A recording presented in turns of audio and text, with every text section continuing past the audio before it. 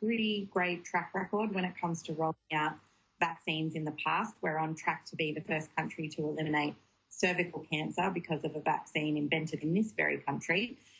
So while we do have a really strong history, I think it's also important to acknowledge that there are sections of the community that will be a little bit hesitant about the vaccine because these vaccines have been developed so quickly. But I think there's still a lot of trust within the Australian health system. So it should be a good rollout. It's important to prioritise those people who are either at high risk of exposure or have a high probability of getting extremely sick from the vaccine as a priority. But it's going to be equally important that the government does reach out to those members of the community who are hesitant about getting the vaccine, and to make sure that it gets into perhaps those non-English speaking parts of the community that sometimes are a little bit slower to get health messages. And I hope that the government continues to work really closely with some of those communities to make sure that the rollout goes really smoothly and quickly. And certainly they could be looking to how Aboriginal-led health response has been so successful and so integrated into those communities as a huge source of inspiration, I think. Yeah, the Federal Health Minister said this afternoon that they're putting about $1.3 million to support vaccine confidence awareness. So that's going to be advertisements in over 30 languages, information sheets in over 60 languages. Evan, if we look at what if the take-up isn't strong, because there is such a broad take on this throughout the entire community, you wouldn't want the vaccine made compulsory? Yeah, look, I'm hopeful. Australia has some of the highest vaccination rates in the world. We've just reached over 95% immunisation for those under 5 years old, which is well above the WHO average. Look, I'll certainly be getting the vaccine and encouraging everyone I know to, but making it compulsory does make people sceptical of the vaccine. It feeds anti-vaccination propaganda, and it's not a good way to build trust in the vaccine. I think it's about time. You need the public to have faith in the vaccine rather than force them. But I do think it's about time the vaccine arrived on our shores, that we're able to put everything together. Australia's been behind the rest of the world because of the TGA's go slow approval rate, and I think that that hasn't been a good thing. That means we haven't been able to vaccinate hotel quarantine staff, and it has meant that we've seen leaks from hotel quarantine in Victoria, in Queensland and in WA, and it's meant further lockdown and economic hardship for those states, including my own. Well, speaking of, you are currently in a 5-day lockdown in Melbourne. Today we found out there's been 2 non-household cases today. So that's evidence the lockdown was the right call, isn't it?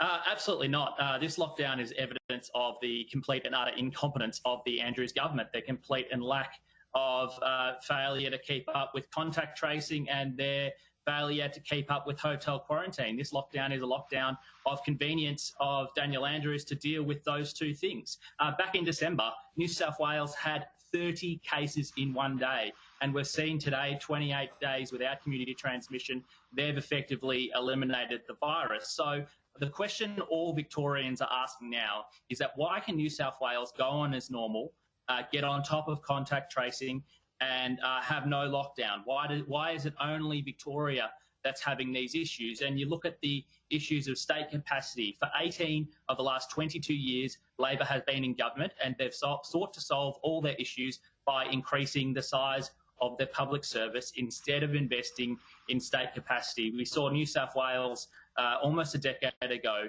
invest heavily in state capacity, in digitalisation of the public service through Service New South Wales, to be outwardly focused. It's paid off in droves with their ability to get on top of cases and manage contact tracing. This shows that Daniel Andrews just does not have faith in his ability to manage contact tracing, and Victoria has been economically devastated once again, is in lockdown once again because of that.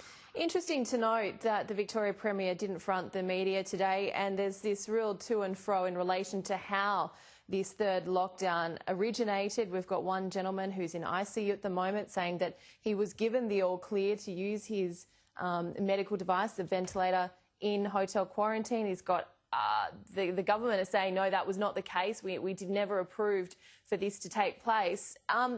Ebony, this snap lockdown, it is likely to cost Victorians billions of dollars, the economy billions of dollars. This weekend in particular, happy Valentine's Day, guys, was huge for the hospitality industry, for the florists out there. So who foots the bill? Does Dan Andrews go cap in hand to the federal government or what? Yeah, look, I think all of these lockdowns in whatever state they happen in, including we saw in New South Wales over the Christmas and New Year period, there were travel restrictions implemented there as well. There's always a cost associated with it. But as the Treasurer has said, the best economic response is an effective health response. And the flip side to this, if we let the virus get out of control and it do have another wave, again in the community, that's going to cost even more. So it is important that we keep this virus under control.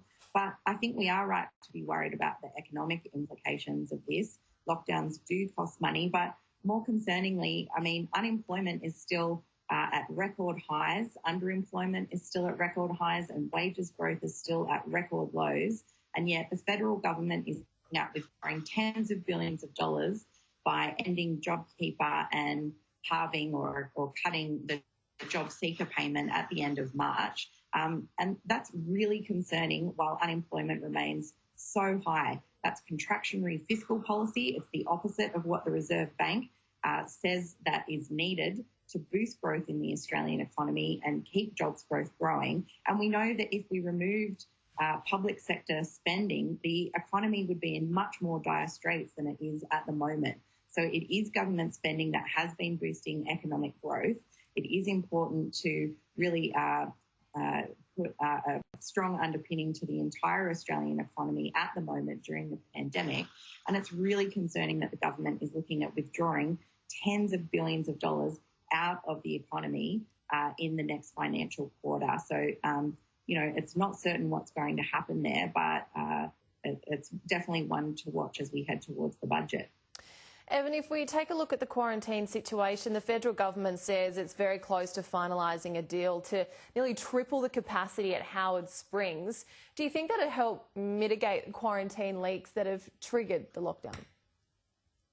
Look, the increase of capacity is very welcome. It's a national disgrace that tens of thousands of our fellow Australians are stranded overseas and cannot get home with their own Australian passport. And this expansion is even more necessary because of the lockdown in Victoria and because of Daniel Andrews' musings that they might dramatically reduce in hundreds rather than thousands.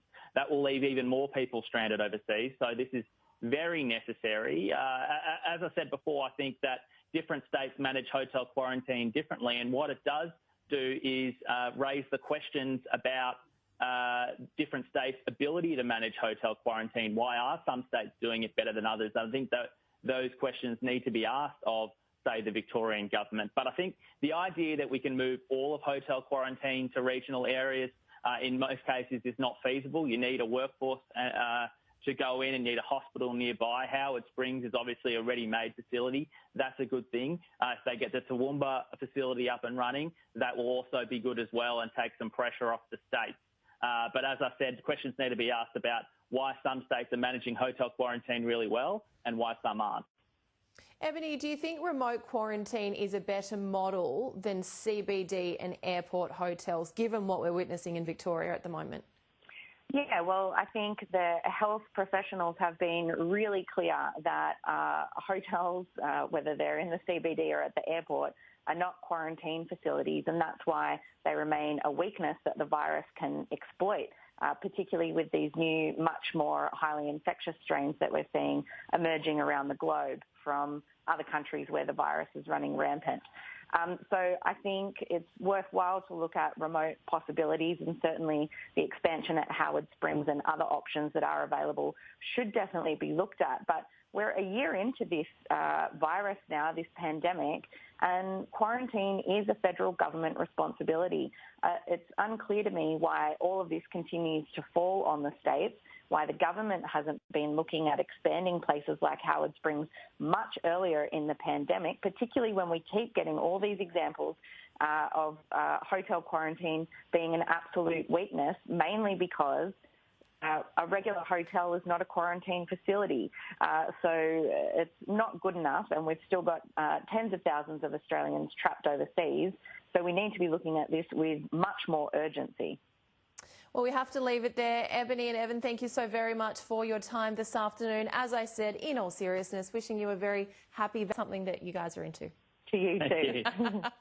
The bottom 20% get nothing. They're really unfair tax cuts. People want to see much stronger action from the government when it comes to climate change.